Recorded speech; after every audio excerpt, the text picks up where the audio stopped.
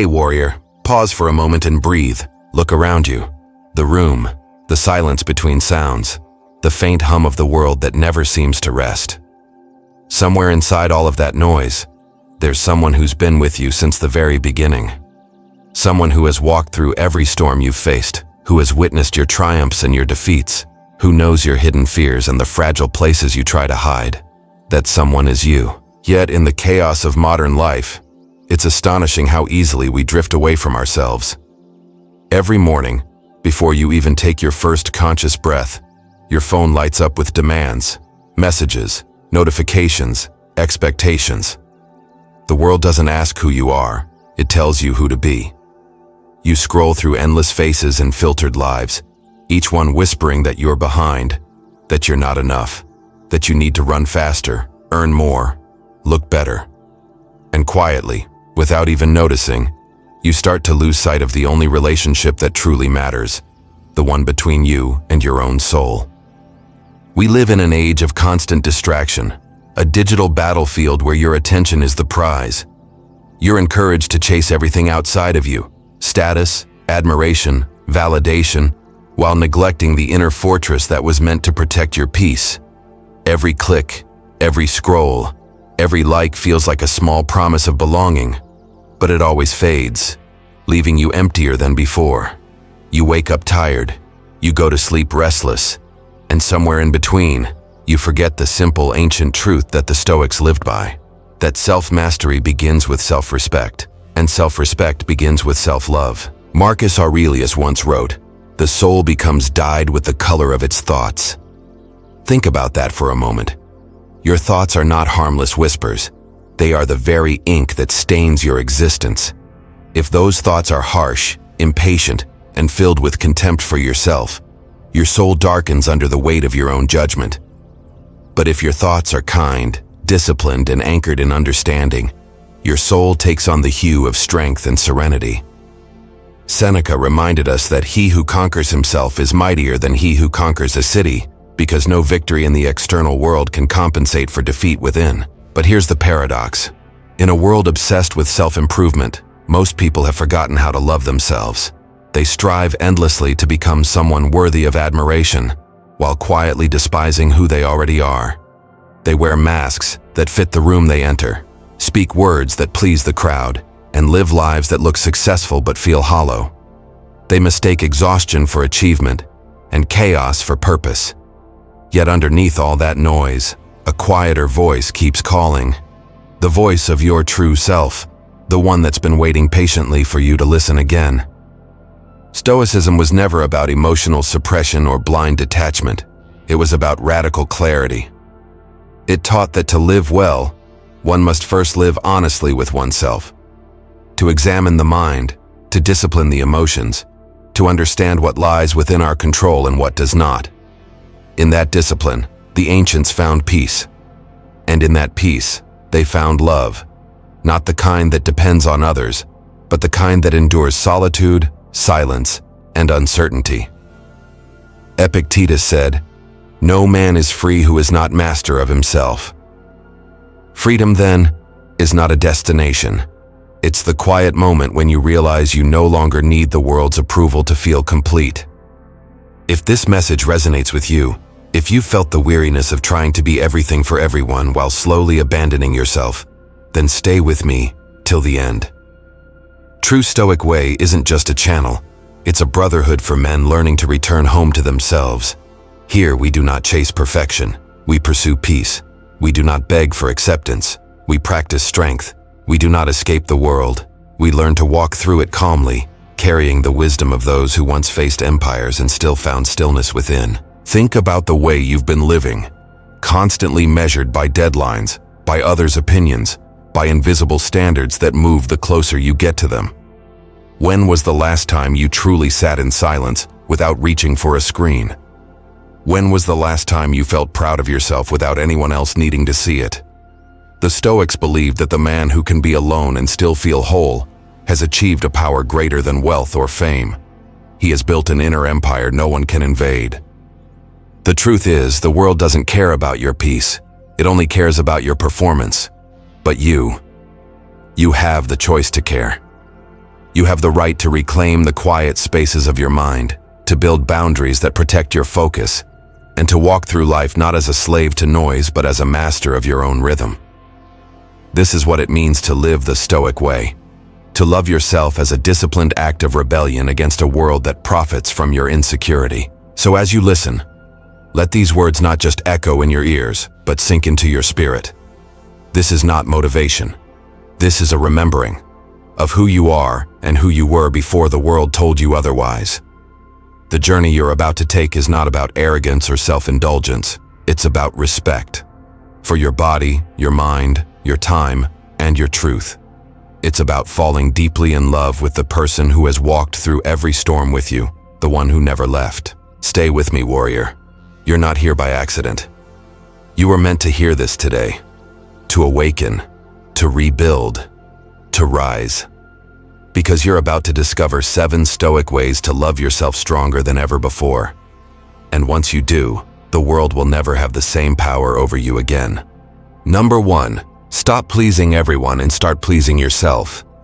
There is a quiet exhaustion that builds inside the soul of a man who spends his entire life trying to be agreeable. It's the kind of fatigue that doesn't show on your face, but you feel it in your bones. That constant need to be liked, to be understood, to make sure no one is upset with you. You tell yourself it's kindness, it's humility, it's keeping the peace. But deep down, you know it's something else. It's fear. Fear of rejection, fear of confrontation, fear of being seen as the bad guy. So you bend, you accommodate, you smile even when you're breaking, and you slowly abandon yourself piece by piece in the name of harmony. The Stoics saw this centuries ago. Epictetus warned, "If you wish to improve, be content to be thought foolish and stupid." And Lao Tzu, echoing the same eternal truth, said, "If you care too much about others' opinions, you will always be their slave." Every time you say yes when your heart wants to say no, you surrender another fragment of your freedom. You build invisible chains with your own hands, hoping they will win you affection, but they never do. Because the more you give away your authenticity to earn approval, the more approval demands from you. Psychology calls it the pleaser loop, the cycle where your brain becomes addicted to tiny bursts of dopamine every time someone approves, praises, or validates you. It's the same chemical rush that comes from likes on social media or applause after performance. But like any drug, it fades fast. And when the rush is gone, you find yourself chasing the next compliment, the next thank you, the next, "You're such a good person." You start measuring your worth not by what you believe, but by how others react to you. You become an echo of everyone else's expectations instead of the voice of your own truth.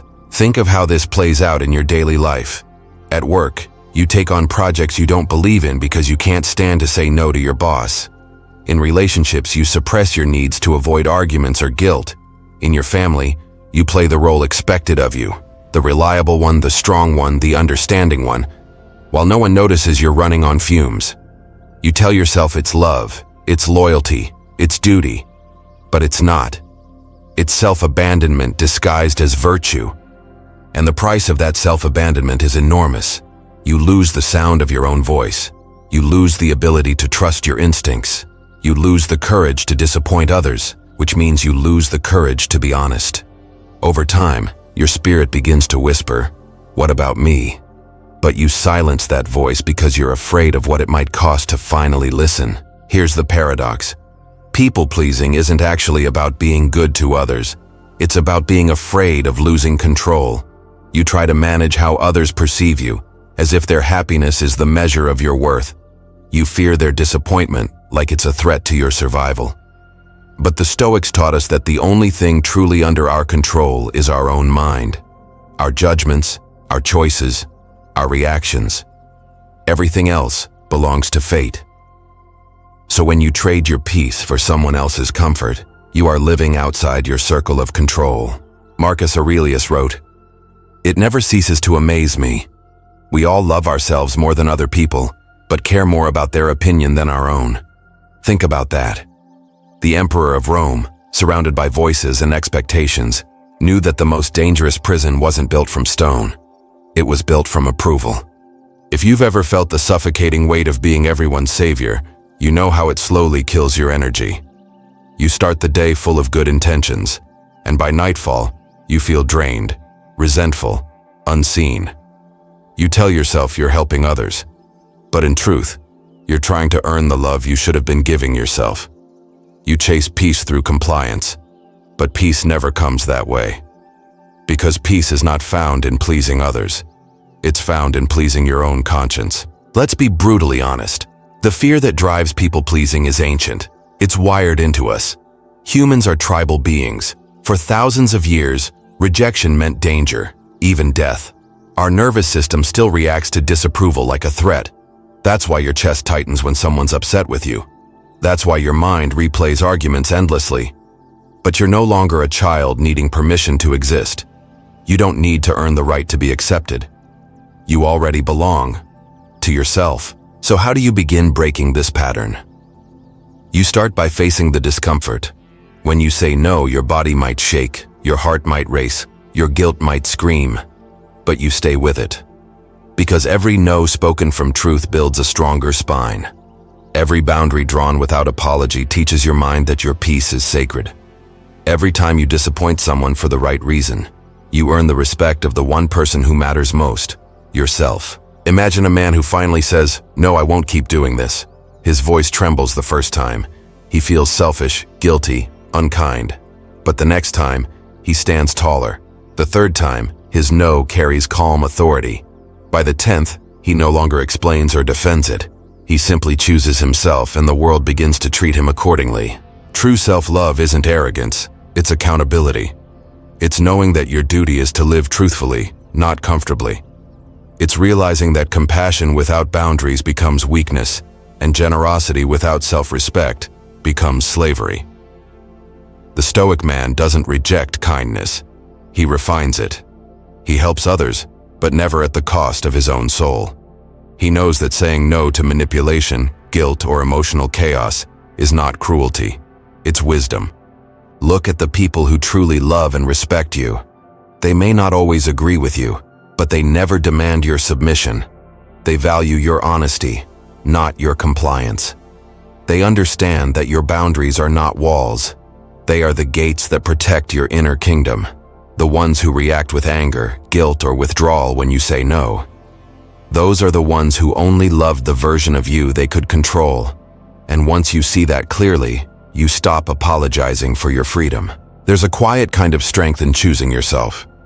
It doesn't shout, it doesn't fight, it simply stands firm. It's the calm voice that says, "My peace matters too." It's the steady gaze that doesn't flinch when others disapprove. It's the internal knowing that love built on manipulation is not love at all. When you begin to live this way, you'll notice something remarkable. Your energy returns. The exhaustion lifts. Your confidence, once buried under layers of guilt, starts to breathe again. You'll walk differently, speak differently, and attract differently. Because people can feel the power of a person who no longer betrays themselves for approval. So, practice it today. Say no without explaining. Leave the text unanswered if it drains you. Step back from conversations that steal your peace. Speak your truth even when your voice shakes. You will lose some people, but you will find yourself.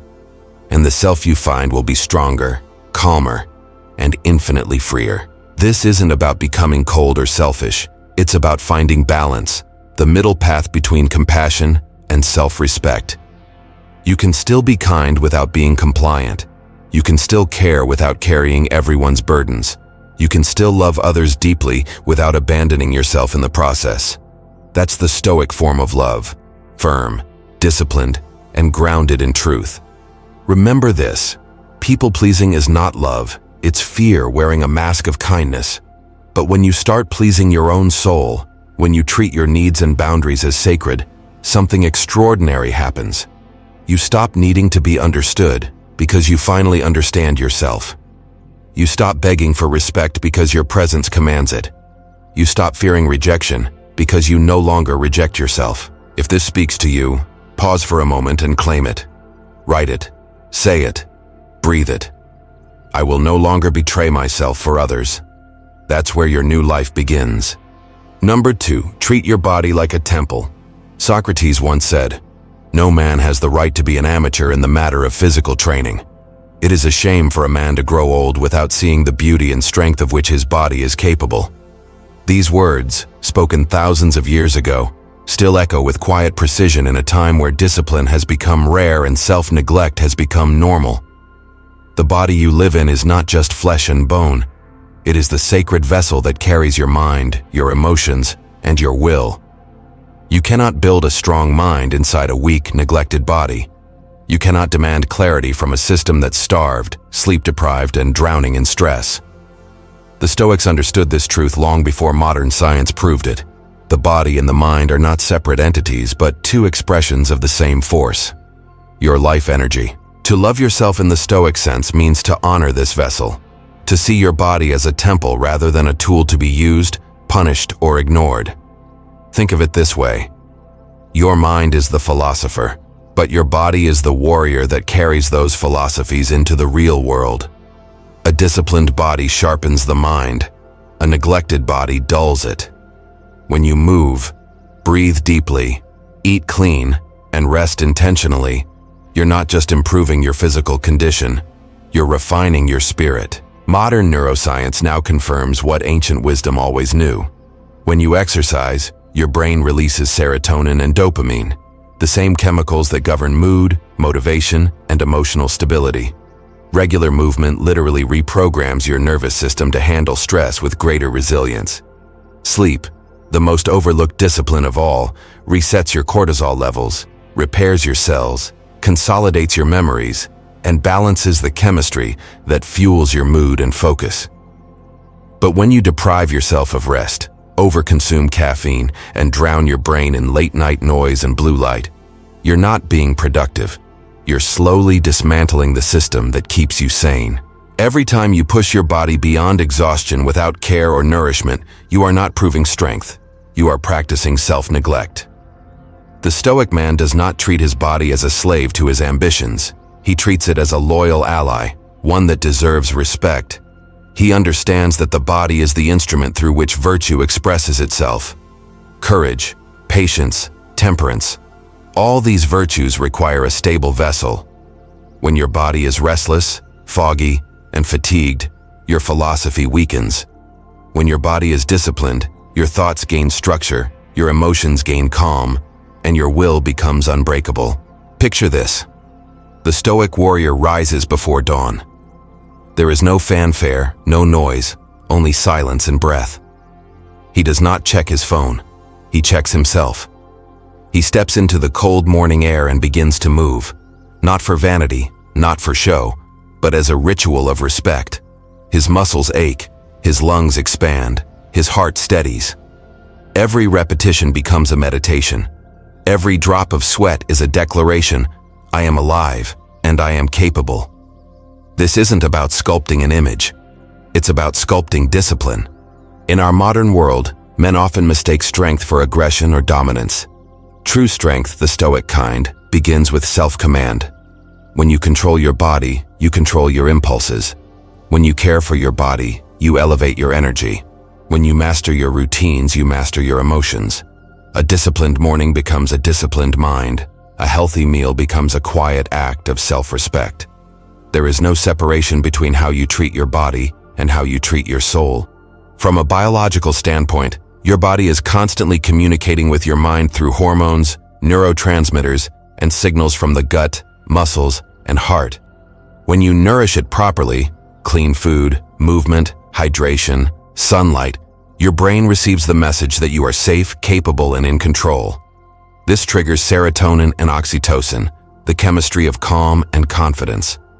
But when you skip meals, live on processed sugar, drown yourself in caffeine, and collapse into bed at 2 a.m., your body floods itself with cortisol and adrenaline, the chemistry of survival. And no man can live wisely while his nervous system is trapped in a constant state of alarm. That's why Stoic self-love isn't just mental, it's physical discipline. To love yourself means to care for your vessel. It means moving your body not because you hate it, but because you honor it. It means eating foods that fuel clarity, not numbness. It means sleeping not out of laziness, but as a sacred ritual of recovery. It means breathing slowly and deeply when life demands haste. Every small act, a cold shower, a mindful meal, a quiet walk, is a way of saying, my body is not disposable. It is my temple. So ask yourself, how do you treat your temple? Do you fill it with poison and chaos, or do you feed it with peace and strength?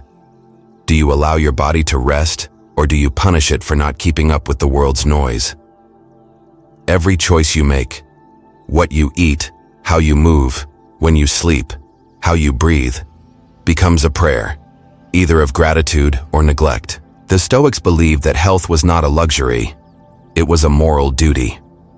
Marcus Aurelius wrote, "What injures the hive, injures the bee." When you mistreat your body, you injure your mind, your emotions, your relationships, everything.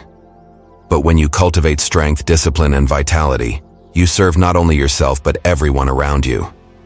You become the calm in the storm, the grounded one others can rely on.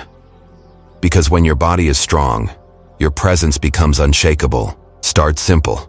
Wake up early, not to rush but to reclaim the silence of the morning. Move your body daily, not as punishment, but as gratitude for the gift of movement.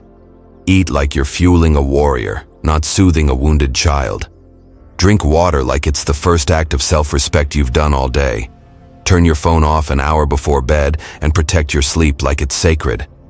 When you wake up tomorrow feeling clearer, calmer, and more alive, you'll understand. This is not vanity. This is virtue. Remember, wealth, success, relationships, all of it means nothing if your health collapses. The man who has mastered his body has already mastered the first gate of self-control. A weak body cannot carry a strong soul. But when the two align, when your discipline meets your devotion, you become unstoppable. So let this be your reminder and your challenge. Stop treating your body like a burden and start honoring it like the temple it was always meant to be. Every workout is not a task. It's a form of prayer. Every healthy choice is not a restriction. It's a declaration of worth. You are not training just for strength or appearance. You are training to become the guardian of your own peace. At True Stoic Way, we train both the mind and the body, because philosophy without strength becomes fragile, and strength without wisdom becomes reckless. The Stoic man seeks balance, a mind that is calm, a spirit that is anchored, and a body that is capable of carrying the weight of both. So rise early, move with intention, eat with mindfulness, rest with gratitude. Honor the temple you live in, because when your body stands tall, your spirit does too. Number 3, kill the comparison game. There's a particular kind of suffering that doesn't come from pain, loss, or failure. It comes from comparison. It's quiet, corrosive, and relentless. It starts the moment you open your eyes and reach for your phone. You scroll, you see, you measure. Someone else is fitter. Someone else is richer. Someone else looks happier, more confident, more fulfilled. And even if your morning was peaceful, even if your heart was calm a minute ago, something begins to tighten inside you. A silent whisper saying, "I'm not enough. I'm not." This is the trap of modern life.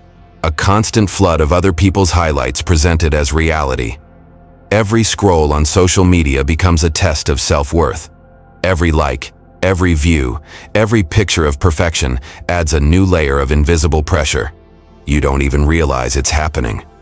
One minute, you're content with your life. The next, you're questioning everything. Your pace, your choices, your value. And that, warrior, is how comparison quietly kills joy. The Stoics understood this long before the invention of the screen.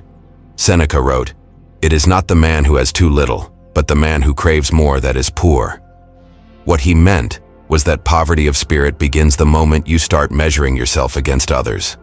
You can have peace, but if you crave what another man has, your peace dissolves. You can have enough, but if you crave more, you become empty. Comparison transforms gratitude into jealousy and calm into chaos. It takes a man who was once centered within himself and turns him into a restless shadow chasing ghosts of other people's lives. Modern psychology calls it social comparison theory. Our brains are wired to evaluate ourselves based on what we see around us. In ancient times, this instinct was useful. It helped us learn, adapt, and survive within a tribe. But in the digital age, that same mechanism has turned against us. Now you compare your daily life, unfiltered, messy, human, to someone else's best 15 seconds on a screen. You compare your behind the scenes to their highlight reel, your process to their result, your reality to their illusion. And because the mind believes what it repeatedly sees, it starts to rewrite your truth. The more you compare, the more your brain releases cortisol and stress hormones, creating a loop of dissatisfaction. Every scroll becomes a reminder of lack, every picture a mirror reflecting what you think you're missing. But the irony is this: those same people you envy are likely doing the exact same thing, scrolling, comparing, doubting, pretending. We're all trapped in the same illusion, measuring our worth against fragments of strangers' lives. You need to understand something essential. No one's path is meant to look like yours. Your timeline is not broken. Your progress is not late. Your lessons arrive right on time, even when they hurt. The universe does not rush a soul that's meant to grow deeply. And Stoicism teaches us that peace begins when comparison ends. Think of how much energy you waste comparing, energy that could be building, learning, healing, creating. When you compare, you fragment your focus. Instead of asking, "How can I grow?" you ask, "Why am I not like them?" You stop being the author of your story and start reading someone else's script. You stop walking your path and start walking in circles. Let's make this real. Maybe you see a friend who just bought a new car, a colleague who just got promoted, a couple who seems endlessly happy, an influencer living what looks like a dream life. And for a moment, your chest tightens. You smile politely, but inside, you're shrinking. Your mind begins its spiral. What am I doing wrong? Why am I so far behind? But pause right there. What if you aren't behind? What if your journey is preparing you for something they will never experience? Depth, patience, authenticity. Seneca also wrote, "He who envies others admits his own inferiority." The Stoics didn't mean this as an insult. They meant it as a mirror. When you envy, you hand your power to someone else. You give them authority over how you feel about yourself. But the moment you return your focus inward, you reclaim that power.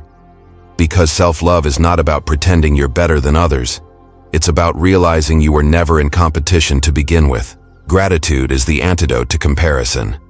When you consciously thank life for what's already yours, your breath, your health, your strength, your lessons, your brain shifts from scarcity to abundance. Gratitude releases dopamine and oxytocin, calming the same neural circuits that comparison agitates. You can't feel envy and gratitude at the same time. They cannot coexist. So each time you feel that familiar sting of jealousy, train yourself to stop and name 3 things you are grateful for right now. You'll feel your mind soften, your chest expand, your peace return. Here's a truth that might sting at first but will set you free. Nobody is thinking about you as much as you think they are. Everyone is absorbed in their own battle, their own doubts, their own insecurities.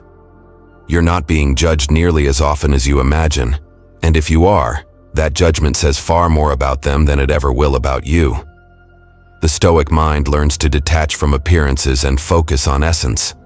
What matters is not how your life looks from the outside, but how it feels when you're alone with your thoughts. So, stop measuring your pace against the timeline of others.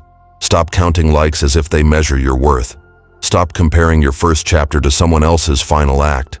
Instead, define what success actually means to you. Maybe success for you isn't money or fame. Maybe it's peace, freedom, discipline, or love. Write that definition down. Live by it. Because the moment you create your own standard, you stop playing someone else's game.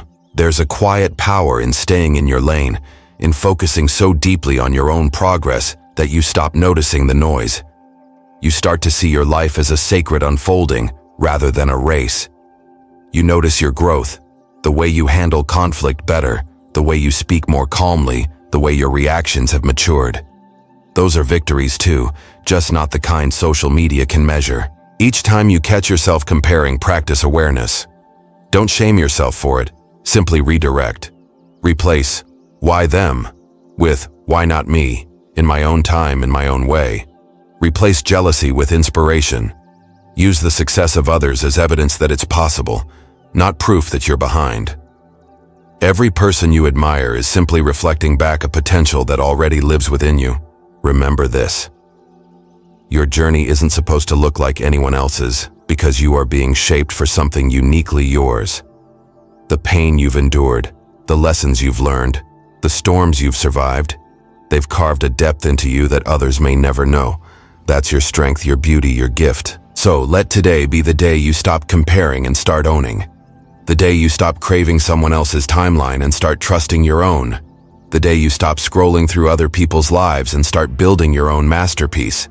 Because the truth is, you are not late. You are not behind. You are right on time, exactly where your lesson lives. Comment below and declare it. My journey is mine. I grow at my own pace. That simple affirmation, repeated with belief, can free you from the invisible chains of comparison and lead you back to where peace always begins, within yourself. Number 4, speak to yourself like a best friend. Marcus Aurelius once wrote, "The soul becomes dyed with the color of its thoughts." He didn't mean this as poetic imagery. He meant it as a warning that whatever words you feed your mind will eventually become the fabric of your being. The voice inside your head, that constant stream of thoughts that narrates your days, judges your decisions, and defines your worth, is not just background noise. It is the sculptor of your identity. Every time you speak to yourself, you're either building a fortress or digging a grave. Most men never learn to master this inner dialogue. They grow up absorbing the voices of others, parents, teachers, critics, failures, until those words become their own. You're not enough. You'll never make it. You always screw things up. These phrases become reflexes, looping endlessly in the subconscious, guiding behavior more powerfully than any external enemy ever could. You can't see these chains, but you feel them.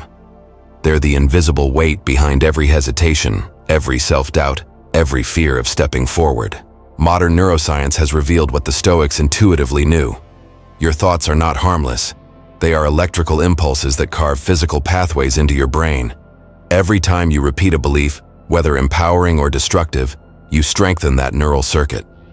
Over time, your brain begins to automate those patterns, turning them into habitual thought loops. This is called neuroplasticity, the brain's ability to reshape itself through repetition.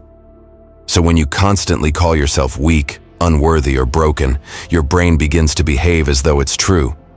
But when you speak to yourself with courage, patience, and belief, you literally rewire the architecture of your mind to support those qualities. The Stoic philosophers practiced this thousands of years before science caught up. They called it logos, the disciplined use of reason and language to shape the soul. Epictetus taught, "It's not what happens to you, but how you respond that matters." And your response always begins with the voice inside your mind.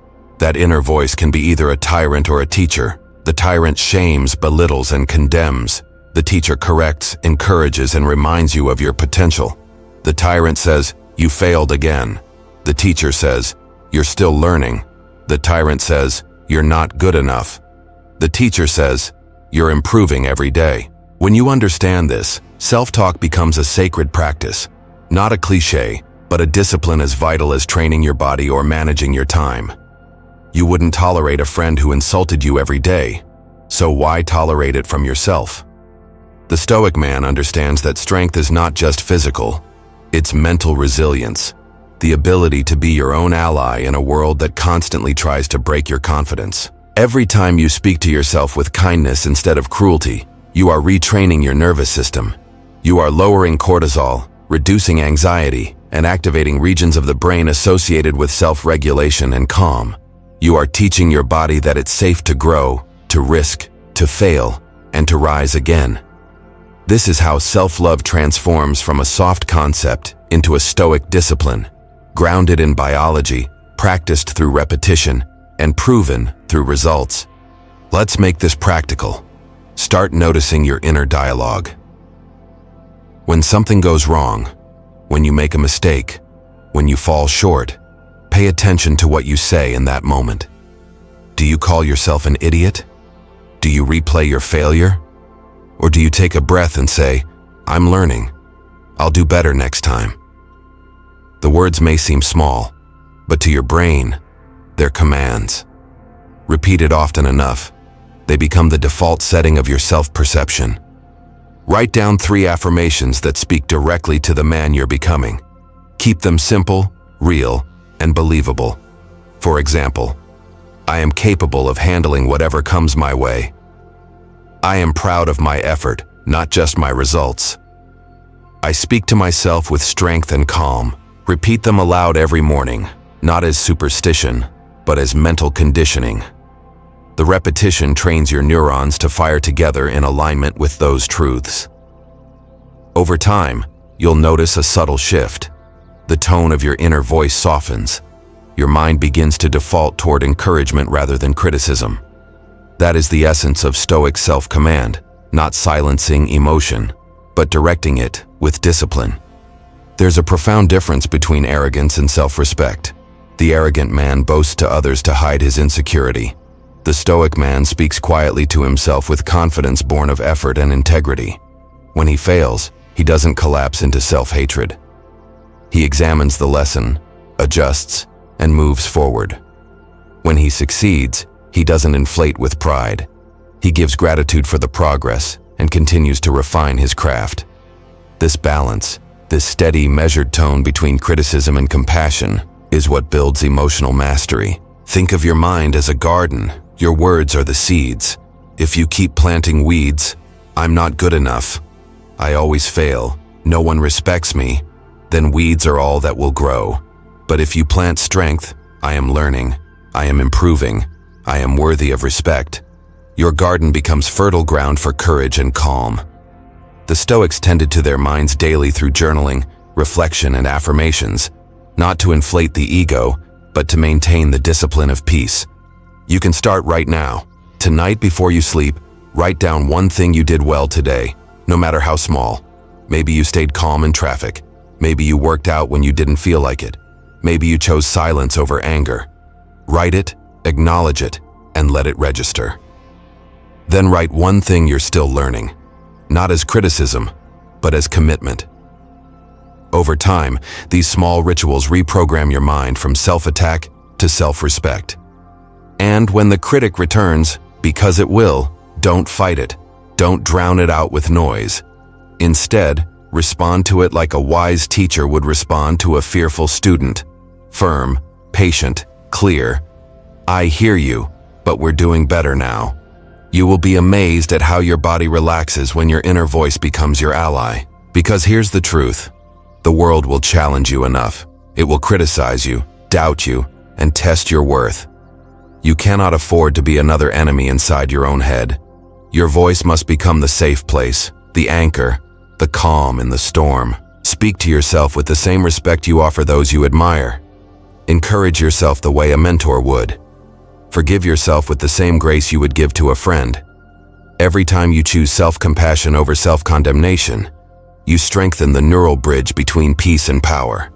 And remember this: every thought is a choice, every word a tool, every affirmation a small act of rebellion against the chaos of the world.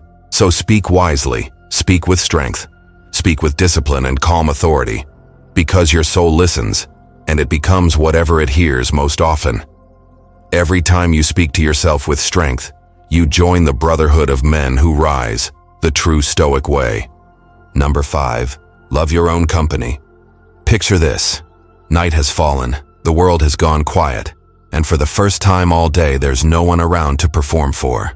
No messages lighting up your phone, no noise from the street, no expectations tugging at your mind. Just you.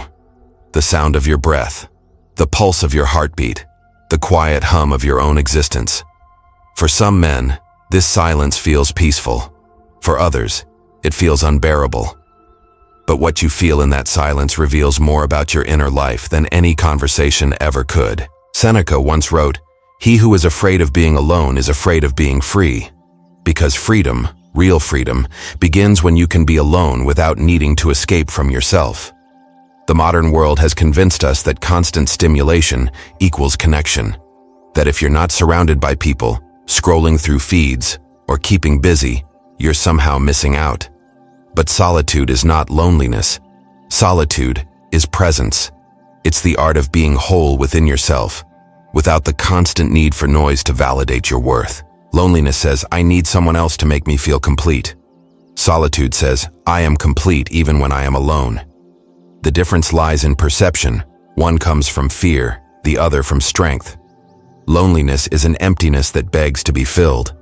Solitude is a fullness that needs no one's permission to exist. Modern psychology confirms what Seneca already knew. Our inability to be alone isn't a sign of social weakness, but of inner disconnection. When you can't stand your own company, it's often because you've lost touch with who you really are beneath the noise, the voice of your authentic self, buried under endless distractions. The Stoics practiced solitude not as isolation, but as purification.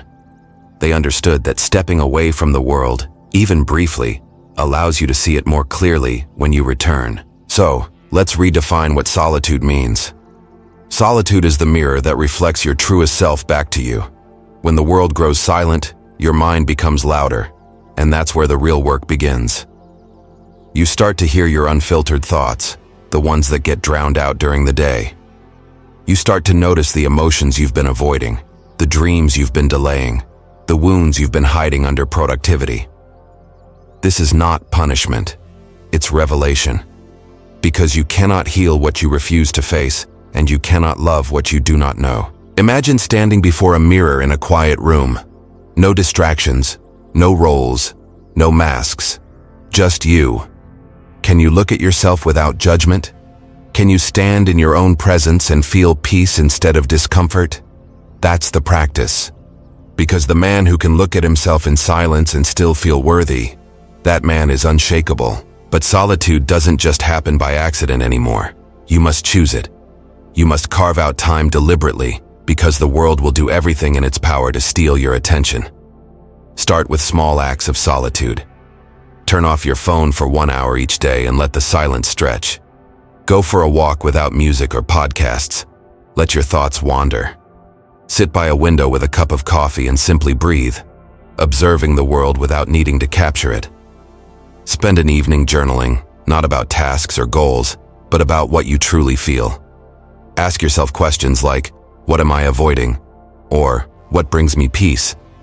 You may be surprised by the answers that surface. Neuroscience tells us that periods of quiet reflection activate the default mode network of the brain, the part responsible for self-awareness, memory integration, and emotional regulation. In other words, solitude literally rewires your brain for wisdom. When you spend time alone, your nervous system resets, your thoughts settle, your creativity expands, and slowly, the need for external validation fades. You no longer crave the noise because you've discovered the music of your own mind. Of course, solitude will challenge you at first. It will expose your restlessness, your anxiety, your cravings for distraction. You'll reach for your phone out of habit, open apps without reason, search for something, anything, to fill the space. That discomfort you feel is not emptiness, it's detox. It's your nervous system remembering what it's like to exist without constant input. Stay with it. Because just beyond that discomfort lies freedom. The kind of freedom that no one can give or take away.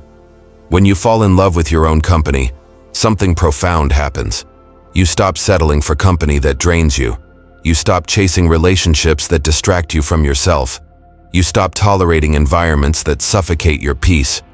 You begin to choose differently, not from loneliness but from clarity.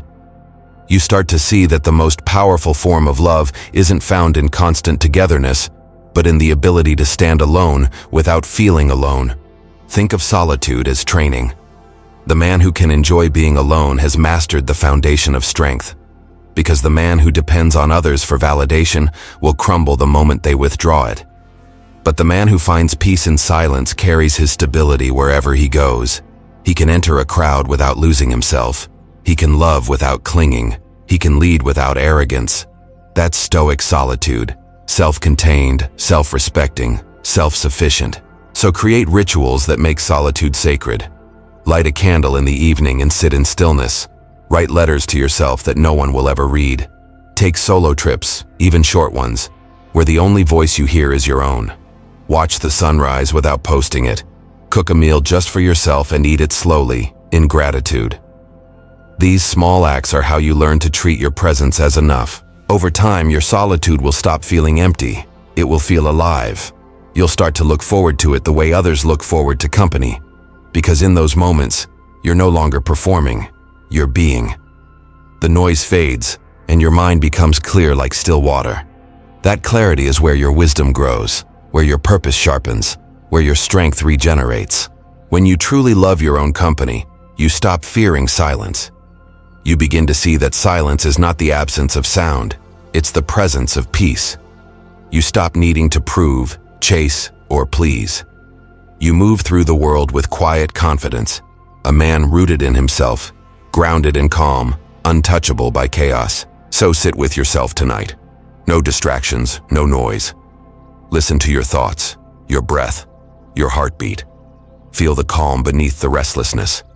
That's you, the real you, the one that's been waiting beneath the noise all along. Type this below and mean it. I enjoy my own beautiful company, because when you master solitude, you master the world. Number 6, chase goals that fire you up. Epictetus once said, "First say to yourself what you would be and then do what you have to do." That sentence holds the essence of Stoic purpose, a declaration that life is not about chasing everything, but about aligning yourself with the one thing that truly awakens your spirit. The Stoics called it arete, virtue, excellence, the fulfillment of your highest potential. To them, purpose was not an external trophy, but an inner duty. It was about living with integrity, about becoming the most capable version of yourself in both thought and action. When a man doesn't know his purpose, he drifts. He becomes a leaf tossed by the wind of other people's expectations, doing what looks good instead of what feels right. But when a man moves toward a goal that ignites his inner fire, something within him changes. His posture straightens, his focus sharpens, his days gain rhythm and meaning. He wakes not to survive, but to build. In our modern world, most people confuse motion with progress. They fill their calendars, chase applause, and call it ambition. They accumulate things, followers, possessions, status, and yet feel empty inside. Why? Because external goals, fame, wealth, validation, can only feed the ego, not the soul. They are fragile victories. They depend on others noticing. The Stoic path, however, is anchored in internal goals, mastery, discipline, wisdom, self-respect. The difference is that external success fades the moment the applause stops, while internal success becomes a quiet, unshakable source of peace. Marcus Aurelius ruled the most powerful empire on earth, yet his journals reveal a man far more interested in self-mastery than glory. He wrote, "Waste no more time arguing what a good man should be. Be one." His greatness did not come from the throne, but from his discipline, writing every morning, reflecting every night, holding himself accountable when no one was watching. That is what it means to chase goals that fire you up, goals born from within, not imposed from without. Your true calling might not be dramatic. It might not come with applause or recognition. It might be something quiet. Building a craft, raising a family with wisdom, creating something meaningful, mastering a skill, or becoming the kind of man whose presence brings calm wherever he goes. But the fire behind it, that relentless sense of purpose, will give you more energy than any temporary reward ever could. Modern psychology calls this intrinsic motivation, the kind of drive that comes from genuine curiosity and passion, not fear or pressure. Neuroscience shows that when you pursue goals aligned with your values, your brain releases dopamine in a sustainable way. Not the erratic spikes you get from external praise, but a steady current of satisfaction that reinforces growth. You start to crave the process, not the reward. The act of doing becomes the reward itself. But chasing what fires you up doesn't mean chasing only what feels easy or exciting. The Stoic man understands that passion without discipline is chaos. Fire without control burns everything in its path. So your task is not just to feel inspired, but to direct that inspiration with structure. to turn raw desire into daily effort, to create rituals that transform your vision into reality. That's what separates dreamers from builders. Ask yourself, what makes you come alive? What could you talk about for hours without losing energy? What challenge both excites and intimidates you? The one that keeps appearing in your thoughts no matter how often you try to dismiss it. That's your signal. Don't ignore it. The world doesn't need another man chasing trends. It needs a man anchored in purpose. Maybe your fire lies in creating, in writing, painting, designing, or building something that leaves a mark. Maybe it lies in serving, teaching, mentoring, healing, protecting. Maybe it lies in mastery, becoming so good at your craft that your work speaks long after you're gone. Or maybe it's in transforming yourself, turning pain into wisdom, and using your story to light the way for others. Whatever it is, listen to it. Your purpose is not a coincidence. It's a calling. The Stoics taught that every person has a prohairesis, a rational will that guides him toward virtue. When you ignore it, you feel restless. When you follow it, you feel peace, even when the road is hard. That's the paradox of purpose. It's not supposed to be easy. It's supposed to shape you. The fire that burns inside you is the same fire that forges steel. In the quiet hours when the noise fades and doubt creeps in, remember this. No one will hand you your purpose. You build it, one disciplined act at a time. The man who wakes before dawn to write, to train, to study, he is not waiting for motivation. He is building it through movement. Every small, consistent action tells your subconscious, this matters to me. And over time, the flame grows stronger. Look around the world, and you'll see two kinds of people. Those chasing recognition, and those chasing mastery. The first tire quickly, the second never run out of energy. Because when your effort is connected to something larger than yourself, fatigue turns into fulfillment. You stop needing to prove and start needing to become. So set your goals like a Stoic. Don't ask, what will make me look successful? Ask, what will make me proud in silence? Don't seek to impress, seek to express. Don't chase the life that looks good on a screen. Build the life that feels good in your soul. Practical wisdom. Write down your 3 deepest goals. Then ask why after each one, 5 times. Peel back the layers until you reach the truth beneath ambition. If you find your reasons rooted in approval or fear, they'll never sustain you.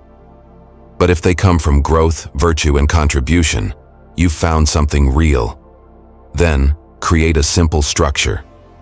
One small action each day that brings you closer. It doesn't matter how tiny. What matters is consistency. And when resistance comes, because it will, remember that even the great Stoics struggled. Marcus Aurelius had days he doubted himself. Seneca wrote letters confessing his failures. Epictetus lived in slavery before he found freedom in philosophy. Yet they all kept moving, because purpose doesn't demand perfection. It demands perseverance. Chase goals that ignite your spirit, not ones that inflate your ego. Build a life that feels like truth, not performance. Let your days burn with meaning, not noise. Because the man who lives with purpose walks with calm. He knows where he's going, and the world feels that steadiness in his presence. Your purpose is waiting. Don't scroll past it. Don't bury it beneath excuses or fear. Build it, the true Stoic way. Number 7, celebrate every win, big or small. There's a quiet tragedy in the way so many men live. They conquer challenge after challenge, survive storm after storm, and yet never pause to acknowledge their own strength. They move from one goal to the next, never resting, never reflecting, as if self-respect must always be delayed until perfection is achieved. But perfection never arrives, and so they keep climbing, never realizing that the summit they're chasing has been beneath their feet all along. The Stoics would call this a misunderstanding of virtue.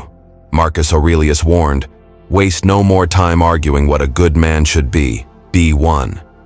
And being one means recognizing the goodness already growing within you. It means noticing your progress, not with arrogance, but with gratitude. Because if you never learn to see your own growth, you'll spend your entire life feeling behind, even as you move forward. Self-love, in its deepest Stoic sense, isn't just about discipline and endurance. It's also about acknowledgement. To celebrate yourself isn't vanity. It's psychological hygiene. When you recognize your progress, your brain releases dopamine, the same neurotransmitter responsible for motivation and learning.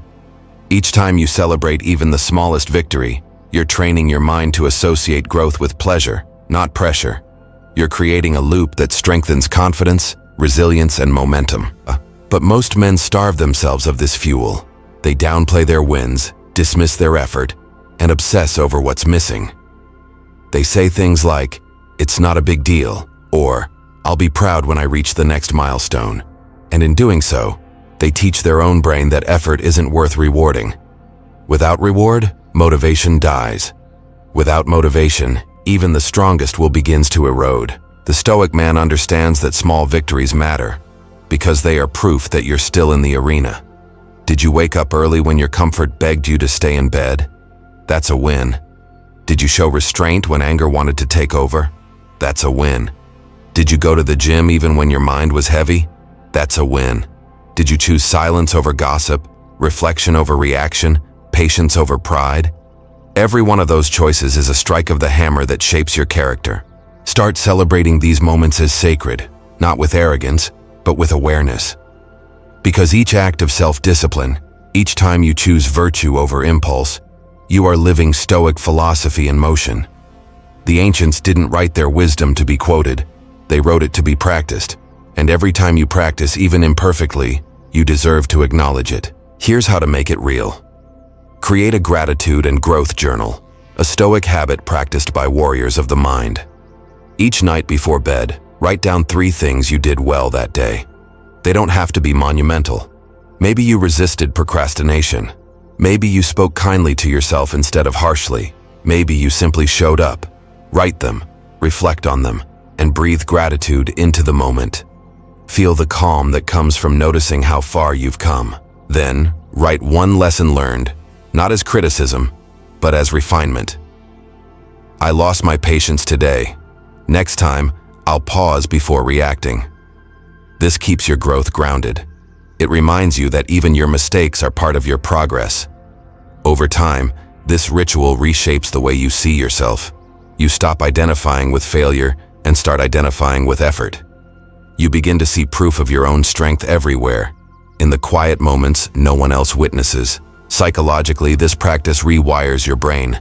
Each reflection triggers your brain's reward centers, reinforcing self-trust. You start to crave discipline because it feels good. You begin to connect self-respect with daily action.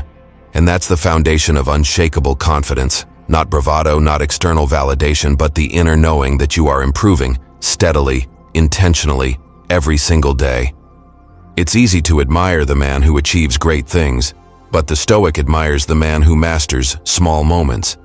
Because that's where true transformation lives, in the daily, unglamorous choices that no one sees. The moment you resist a bad habit, forgive yourself instead of blaming, choose focus over distraction. Those are victories that build the architecture of character. Celebrate privately, not performatively. You don't need applause, you need awareness. You don't need others to recognize your effort. You need to feel it within yourself. The man who celebrates himself quietly becomes powerful in ways others can't understand. He doesn't need to prove his worth. He's already living it. And when you reach milestones that truly matter, when you finally achieve something that once felt impossible, honor it properly. Don't rush to the next goal. Take a day to reflect, to breathe, to thank the version of you that didn't give up. That version carried you here. Look in the mirror and say it out loud. I'm proud of you. Not because you're done, but because you're still becoming. This is not indulgence. It's Stoic reinforcement. Marcus Aurelius, in his private writings, would remind himself of his progress and his failures, not to judge, but to grow consciously. He understood that recognition of effort strengthens virtue, because when you notice your growth, you're more likely to protect it. So tonight, celebrate something small, the way you handled a tough conversation, the fact that you chose peace instead of reaction, the courage it took to face a difficult truth. Light a candle, write it down, say thank you to life, to discipline, to the parts of you that kept going. That's how a Stoic honors his journey. not with loud celebration, but with quiet reverence. Remember, this isn't about ego, it's about energy. The more you acknowledge your growth, the more your spirit expands. You begin to carry yourself differently, not louder, but steadier. You radiate calm confidence, the kind that doesn't need to announce itself. So take pride in the small victories that no one claps for, because those are the ones that build your foundation. They are the unseen bricks that form your fortress within. And every time you pause to recognize them, you reinforce your strength from the inside out. Comment it, own it. I celebrate my growth every single day, because that's how a Stoic trains his soul, through awareness, gratitude, and the quiet, steady acknowledgement that progress is its own kind of peace. Number 8, the closing, the return home. You began this journey as many men do, caught in the noise, stretched between expectations, living for approval that never lasts. You carried the quiet weight of doubt, the fatigue of pretending to be fine, the ache of chasing validation that never truly satisfied. But somewhere along this path, something shifted. The words of the ancients began to echo within you. You started to remember a truth that modern life tries to make us forget, that peace, strength, and love are not things we must earn from the world, but virtues we must awaken within ourselves. This journey has not been about perfection. It has been about remembrance. Remembering who you were before fear taught you to shrink, before rejection taught you to hide, before the world taught you to measure your worth by things that can vanish overnight. Through these lessons, you've begun rebuilding the fortress within, stone by stone, habit by habit, thought by thought, until what once felt fragile now feels unbreakable. The first pillar of your fortress was built the day you stopped trying to please everyone. You learned that peace does not come from being liked, but from being honest. You realized that saying no is not an act of rebellion. It's an act of self-respect. You stopped performing and started living in truth, understanding that it is better to walk alone in integrity than to march with the crowd in self-betrayal. The second pillar rose when you began treating your body as sacred. You stopped seeing it as a machine that must perform, and started honoring it as a temple that sustains you. You learned that discipline is love in motion, that every clean meal, every early morning, every hour of rest is a declaration that your body deserves care, not punishment. You realize that the body and mind are one, that you cannot build a strong spirit inside a neglected vessel. The third pillar formed when you killed the comparison game. You saw how envy drains the soul and how gratitude restores it. You stopped measuring your worth by the timelines of others and began respecting your own divine timing. You discovered that your journey is not late, not behind, not broken. It is yours. And that realization freed you from the invisible prison of comparison. The fourth pillar emerged when you learned to speak to yourself like a best friend. You replaced criticism with compassion. You began to notice that the tone of your inner voice was shaping the tone of your entire life. You stopped waging war against yourself and became your own ally. Every gentle word you now speak to your mind has become a weapon against doubt and a shield against despair. The fifth pillar was built in solitude, in the quiet moments when you chose stillness over distraction. You learned that solitude is not loneliness, but liberation. You found that silence isn't empty. It's full of answers. You began to enjoy your own company, to feel whole in your own presence, to understand that true strength is not found in crowds but in calm. The world may fear solitude, but the Stoic man builds his power inside it. The sixth pillar burned into existence the moment you started chasing goals that fire you up. You stopped living for approval and began living for purpose. You found that external success fades, but internal mastery endures. You embraced arete, the Stoic ideal of excellence, and realized that your highest duty is to fulfill your potential, not for applause, but for truth. You began to see that your purpose is not something you find, it's something you build daily through disciplined action. And the seventh pillar, the final foundation, was laid when you learned to celebrate every win. You stopped waiting for the world to validate your progress. You began to acknowledge your effort, to see your small victories as sacred steps on a greater path. You learned that gratitude is strength disguised as softness, that the man who honors his growth no matter how small, becomes unstoppable because he no longer depends on external reward to continue rising. These 7 pillars now stand within you, tall, silent, immovable. Together, they form the inner fortress that the Stoics spoke of, a mind unshaken by chaos, a heart grounded in peace, a soul guided by discipline.